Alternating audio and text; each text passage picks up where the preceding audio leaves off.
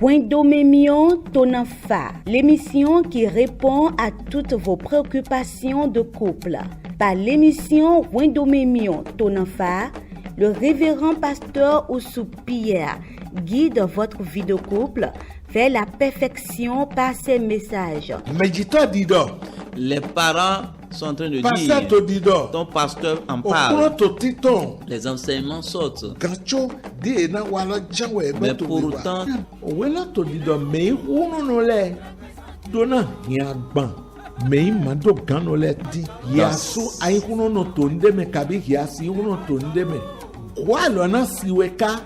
prenez le rendez-vous tous les jeudis à 21h, les samedis à 10h. Wendomemion Tonanfa, suivez et ayez un bon fondement pour votre couple.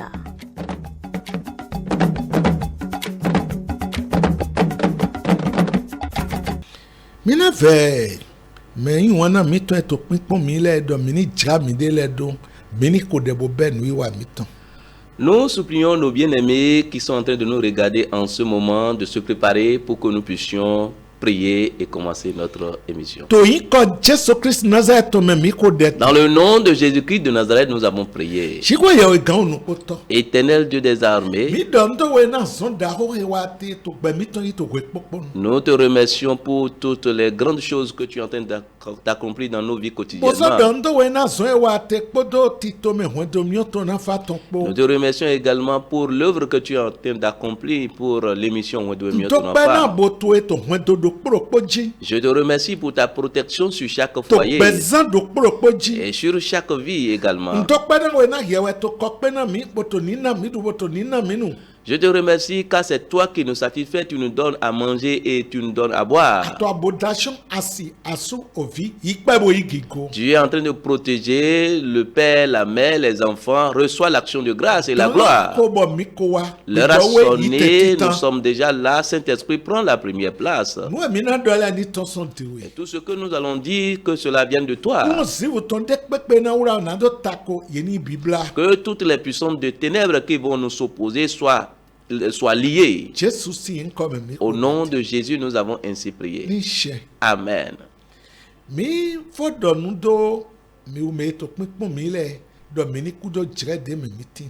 Une fois encore, nous vous saluons, vous qui êtes en train de nous regarder en ce moment. C'est toujours le même thème que nous sommes en train d'étudier. Œuvrer pour la vraie unité dans le foyer.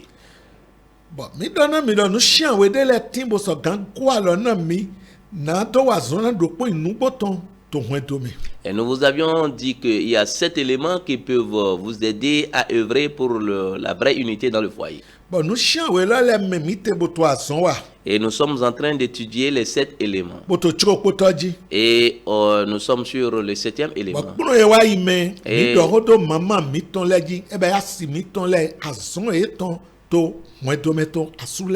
Et dans l'émission passée, nous sommes adressés aux mères, à nos épouses, leur devoir dans le foyer.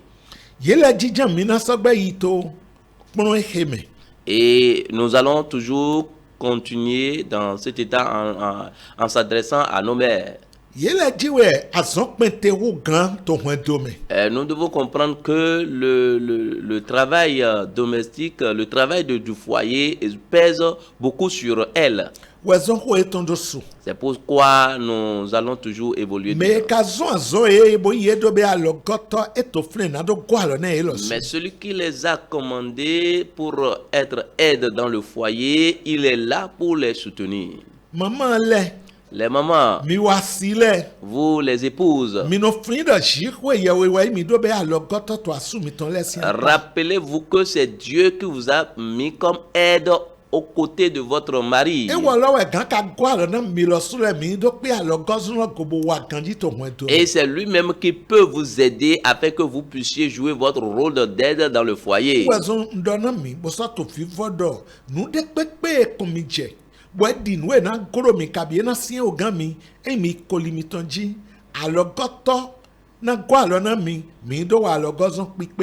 Et je vous le dis et je le répète, peu importe les situations, tout ce que vous voulez entreprendre dans le foyer et vous rencontrez des difficultés, mettez-vous à genoux et allez vers celui qui vous a mandaté à être aide dans le foyer. Il vous aidera à accomplir la tâche qui vous convient.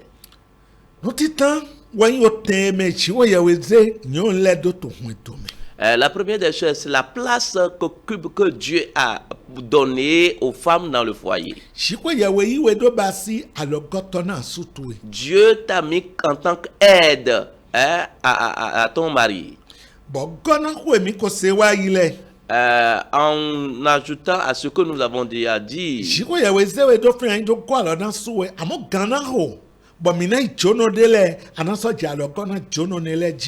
Dieu t'a mis là pour que tu puisses aider ton mari. Et peu l'heure va sonner et vous allez recevoir des étrangers. Et ces étrangers-là aussi, tu dois les aider aussi. Les étrangers-là, ce sont les enfants que Dieu vous donnera. Tu vas aider ton mari et tu vas aussi aider les enfants. Et dans ce domaine, et vos enfants et votre mari, vos maris et vos enfants doivent être quelque chose de très important pour vous. Et il se passe aujourd'hui, et on donne une grande place aux enfants plus que le mari. Alors qu'on vous a dit que vous les deux, vous êtes un. Et il n'y a pas les enfants dedans. Ce sont les fruits de votre union qui sont les enfants. Et vous laissez l'arbre, vous laissez l'unité et vous attachez aux fruits. Non.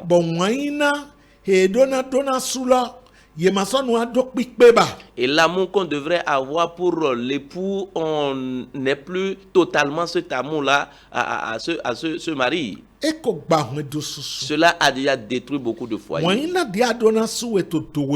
L'amour dont tu avais déjà pour ton mari au départ, c'est ça qui va toujours continuer à s'augmenter. Ce n'est pas que cela va diminuer. Que le Seigneur vous soutienne. Donc,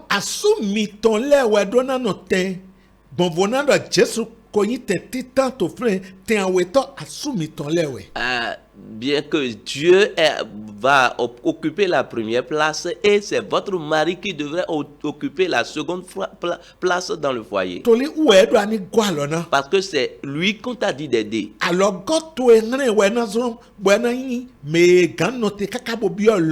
C'est ton aide qui va l'aider aussi à maintenir debout jusqu'à aller au ciel.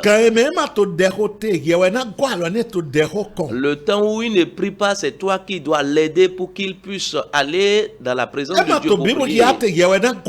S'il ne lit pas la Bible, médite pas la parole de Dieu, c'est toi qui vas l'aider pour qu'il puisse aller méditer la parole. S'il n'a plus le temps pour aller au culte, c'est toi qui dois l'aider pour qu'il puisse avoir le temps d'aller au culte.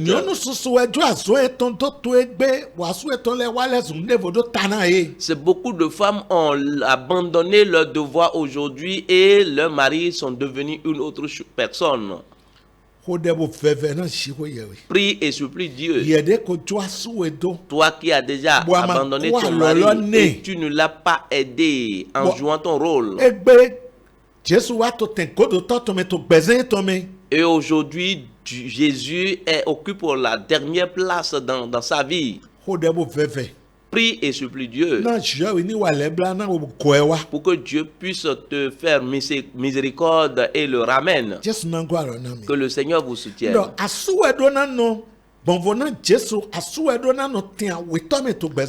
dehors de Jésus, c'est ton mari qui doit occuper la deuxième place dans ta vie, dans ton foyer. Mais nous avons remarqué aujourd'hui que cela n'est pas ainsi. Qu'est-ce qui occupe la deuxième place en dehors de Jésus? Le commerce pour certaines personnes, le travail pour d'autres. Les enfants, pour certains encore, les voies pour qu'on puisse chercher de l'argent occupent la deuxième place pour certaines personnes. Mais on n'a plus le temps pour son mari. Le moment où il doit manger et c'est toi qui devrais lui préparer, on ne le prépare pas à temps.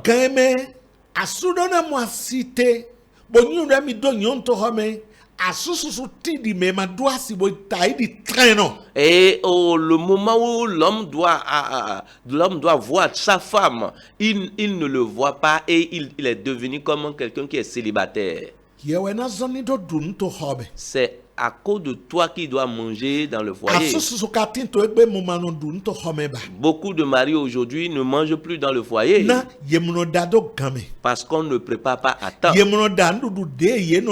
On ne prépare pas le mets qu'il désire. Et c'est ce qu'il ne veut pas qu'on lui prépare. Tu dois préparer le mets que ton mari désire.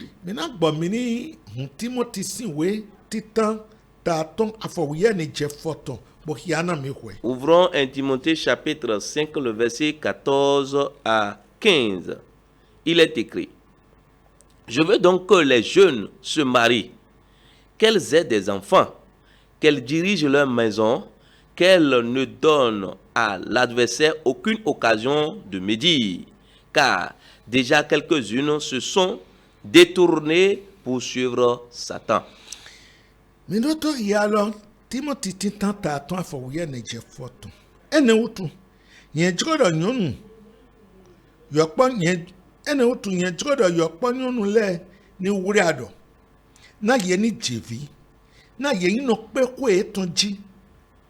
Yena otenkento le nadodo ho bloblo na medele kojuago hodo satani divie. To wela me dans ce passage, yedo ani pekwe to eji bo pe ovito eji. On te demande de diriger tes enfants, de diriger ta maison. Et de ne pas donner l'occasion à Satan. De ne pas donner l'accès aux adversaires de médire. Si tu agis ainsi, que Dieu te bénisse. Je prie que Dieu te donne la force pour que tu puisses évoluer ainsi.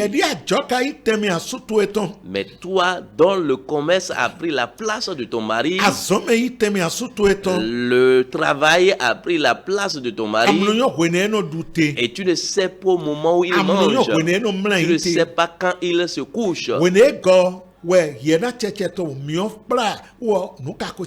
C'est au moment où il est revenu du service que c'est en ce temps-là que toi tu vas commencer par faire le feu, préparer le feu.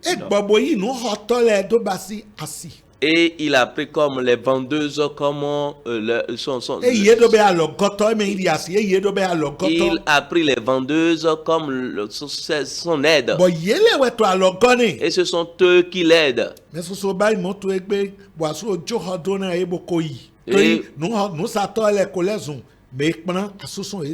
Et beaucoup de femmes ont déjà agi ainsi, et puis les vendeuses ont déjà arraché leur époux. On te dit de ne pas donner l'accès aux adversaires. Et c'est toujours aux femmes qu'on parle ainsi. Tite chapitre 2. Le verset 4 à 5. Dans le but d'apprendre aux jeunes femmes à aimer leur mari et leurs enfants, à être retenues, chastes, occupées aux soins domestiques, bonnes, soumises à leur mari, afin que la parole de Dieu ne soit pas blasphémée. Na yeni dokpon yokponyo nule nadonoyi weno. Nadono yi wana asuye tonle. Nadono yi wana oviye tonle. Nadoyi nuyu eto. Weweno. Nadoyi okwegbe noto. Medagbe. Helita ina asuye ton titile na oje ton manado ni nuzan do gona. Akpa weto de zedoni. Voilà la seconde partie. Yedo midona dasu. On a dit que vous devez vous marier. Vous êtes déjà marié. On dit que vous devez être domestique. Et vous devez préparer à temps et aussi au fait des travaux domestiques pour qu'on ne puisse pas blasphémer la parole de Dieu. Mais lorsque tu abandonnes ton travail dans le foyer, les païens vont commencer par me dire.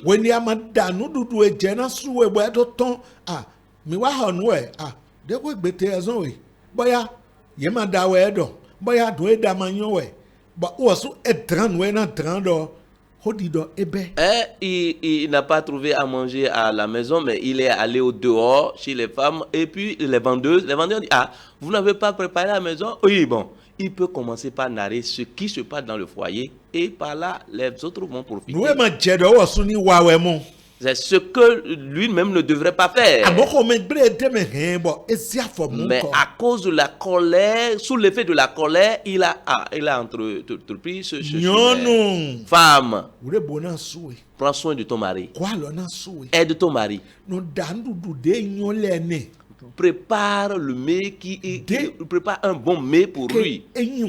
Et surtout le mets qu'il aime. Ouvrons Genèse. Genèse chapitre 27, le verset 4 et le verset 9. Il est écrit: fais-moi un mets comme j'aime, et apporte-le moi à manger, afin que mon âme te bénisse avant que je meure. Verset 9. Va me prendre au troupeau de bons chevreaux. J'en ferai pour ton père un mets comme il aime. Mais d'autres y allons. Boda, on l'a vu vinami. Eren konye wana. Boze wanami. Na yeni du. Na yini do dona we wepo yena doku afoshine to yi ogbok pame lo boyi gbogbo dagbe ofu awe wanami so eme fine yena ye doda olan vivi na ototwe die kenko eno wana. Que Jésus nous soutienne. Ce que nous sommes en train de dire, c'est ça qui se passe ici. Jacob donna au vieton Esaudo. Jacob a dit à son fils Esau, va me préparer un mets que j'aime pour que je puisse manger avant de mourir et te bénir. Est-ce que beaucoup de foyers ne se ressemblent pas à ce qui se passe ici et c'est le mari qui dit aux enfants, va me préparer? Au lieu de dire ça à la maman, et c'est aux enfants qu'on dit cela.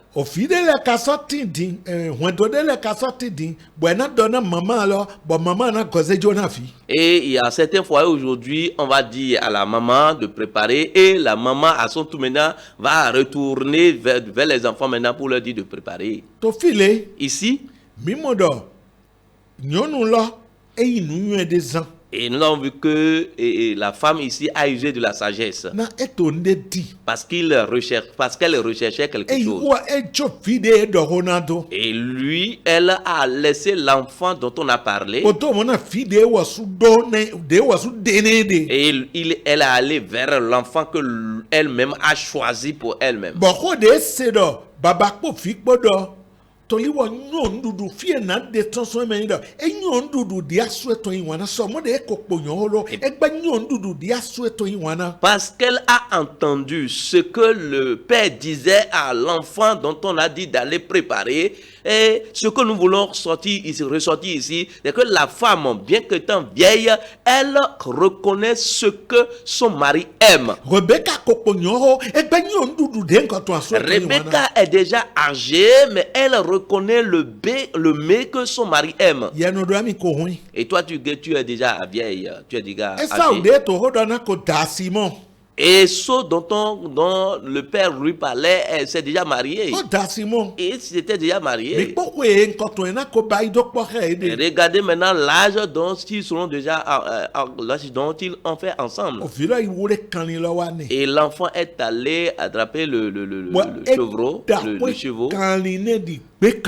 Et elle a préparé l'animal domestique comme l'animal de la brousse. Et elle a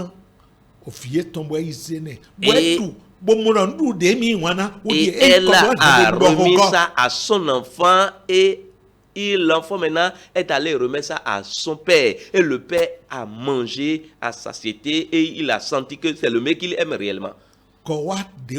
Remets, examine-toi-même et reviens à toi-même. Et ramène ton mari à la place dont il doit occuper dans le foyer. Et la tâche que Dieu t'a confiée, prends soin de cette tâche et la faire correctement. Que le Seigneur vous soutienne. En ce qui concerne le repas, nous avons dit que vous devez préparer le mets que votre mari aime. Et secondo, vous devez préparer à temps. Troisièmement, et c'est vous-même qui devrez aller servir maintenant votre mari. Et après avoir servi, et il va vous donner l'opportunité maintenant pour que vous puissiez manger ensemble.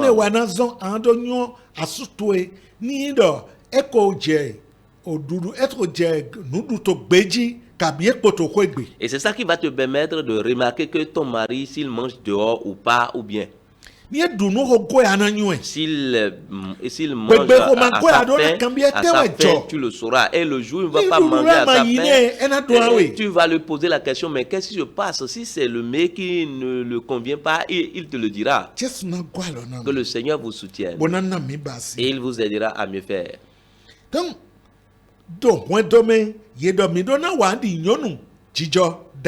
Et dans le foyer, on vous demande d'agir comme une femme vertueuse.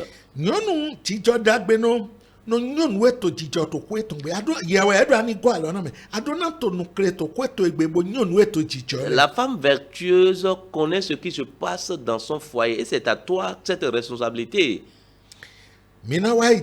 Nous allons y revenir. Tu dois veiller sur ce qui se passe dans ton foyer. Avant de revenir sur cela, étant donné que tu es aide, tu dois avoir une activité générative de revenus. Si tu n'as pas une activité à faire, tu dois avoir un travail. Et les mains vides ne peuvent pas aider.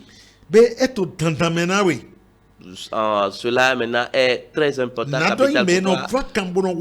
dois être une femme vaillante qui ne mange pas le mets de la paresse.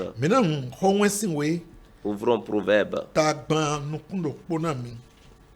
Proverbe 31. Verset 27. Et 28. Il est écrit: elle veille sur ce qui se passe dans sa maison. Elle ne mange pas le pain de paresse. Ses fils se lèvent et la disent heureuse. Son mari se lève et lui donne des louanges.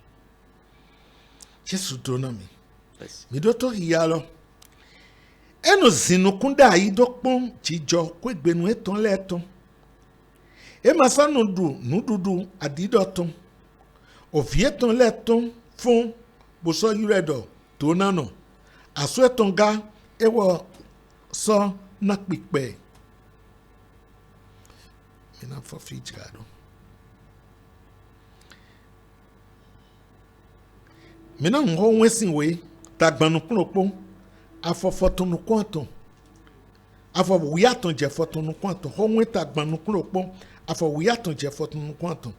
OK, Proverbe 31 le verset 13 à 18.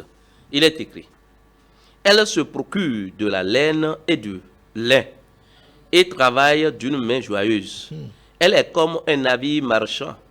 Elle amène son pain de loin. Elle se lève lorsqu'il est encore nuit. Et dans ce passage, c'est ce passage qui nous montre que la femme doit avoir une activité à exercer. Elle doit s'efforcer. Elle ne doit pas s'attacher à une activité. Lorsque tu t'occupes à une activité, tu dois aussi chercher d'autres activités. Et le commerce ou bien le travail ne doit pas prendre la place de ton mari. Voilà ce domaine. On dit elle ne mange pas le pain de la paresse. Elle travaille. Et sa lampe ne s'éteint pas. Même si le mari ne donne pas, la lampe est toujours allumée. Dieu va te faire ainsi. Et la dernière chose que nous allons dire à ce niveau, c'est que tu dois veiller sur ta maison. Et c'est ça qui se trouve dans Proverbe 31, le verset 27 à 28. On dit, elle veille sur elle veille et observe tout ce qui se passe dans sa maison. De la manière dont son mari, l'état de son enfant, l'état de son mari. À défaut de veille, aujourd'hui, on voit que les enfants se promènent et elles ramassent des grossesses. Tu dois veiller sur tes enfants.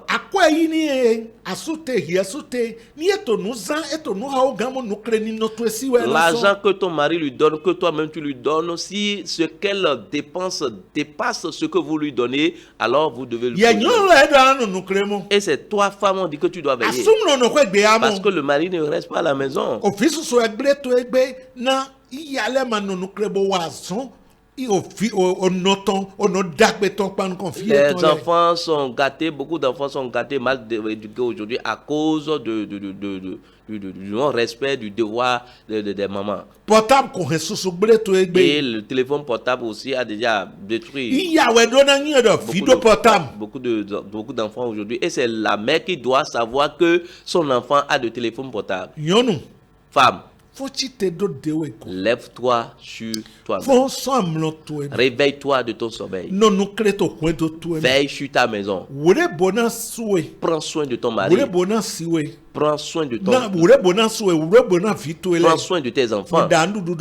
Et prépare à temps. Et que ta femme, ton mari reste la place où il doit rester. Et que la grâce de Dieu soit sur toi.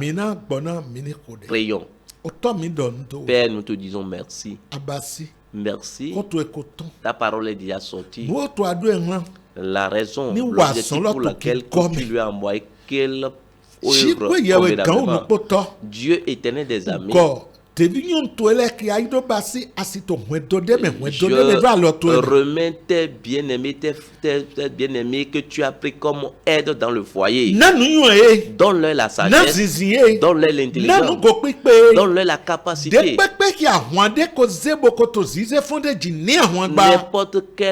N'importe quelle femme d'entre eux qui affronte un combat, Seigneur, donne-leur la victoire et glorifie ton nom. Au nom de Jésus, nous avons ainsi prié. Que le Seigneur vous bénisse abondamment. Voilà là où nous allons nous arrêter. Et à la prochaine, nous allons que la grâce de Dieu soit votre partage.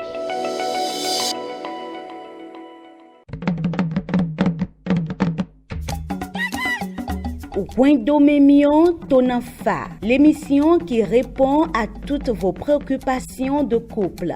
Par l'émission Wendomemion Tonanfa, le révérend pasteur Oussou Pierre guide votre vie de couple vers la perfection par ses messages. Les parents sont en train de dire, ton pasteur en parle, les enseignements sortent. Mais pour autant,